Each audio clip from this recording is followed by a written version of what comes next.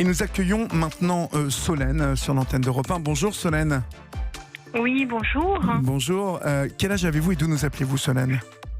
Alors, j'ai 48 ans et j'appelle de Meurthe-et-Moselle. D'accord. Alors, vous Solène, vous dites avoir souffert et souffrir d'être trop gentille. Dans quel cas exactement ? Alors, en fait, je pense que j'ai toujours été plutôt gentille depuis tout le temps, parce que j'ai été élevée comme ça et que c'est dans ma nature. Et là, je dirais que aujourd'hui, je le paye parce que j'ai des soucis dans mon travail, j'ai été harcelée dans mon travail, Oui.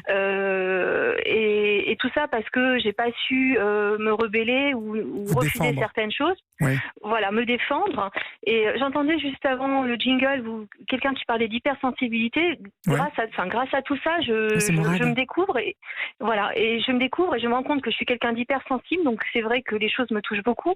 Et je pense que si j'étais pas aussi sensible, aussi gentille et j'ai de l'empathie pour les gens et j'ai l'impression qu'en fait, je pense que c'est une qualité. Au fond de moi, je le pense réellement. Oui. Mais quand je vois au quotidien ce qui peut se passer et ma situation actuelle, je suis en train de chercher un autre travail parce que depuis un an, je vis des situations difficiles au travail à cause de ça.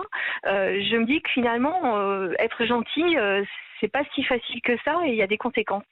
Alors, il y a des conséquences, mais j'ai envie de vous dire que lorsqu'on est gentil, on est gentil, c'est difficile de changer.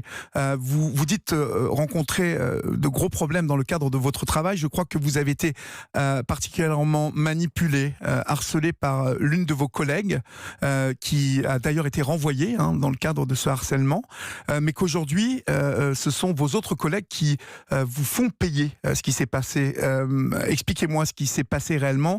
En fait, pourquoi cette collègue profitait de cette gentillesse ?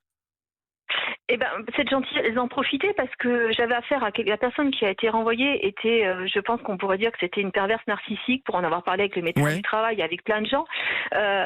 Et c'est vrai qu'elle avait un mauvais comportement avec moi.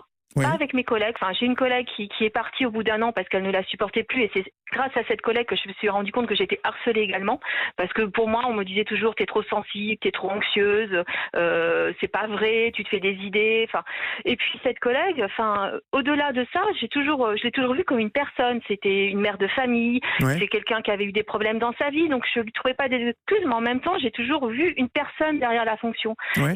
Et j'ai pas su lui dire à un moment bon stop, ça suffit. Mais bon, il y a eu pas mal de démissions. On a plusieurs à témoigner, mais je suis actuellement la seule qui reste dans le service.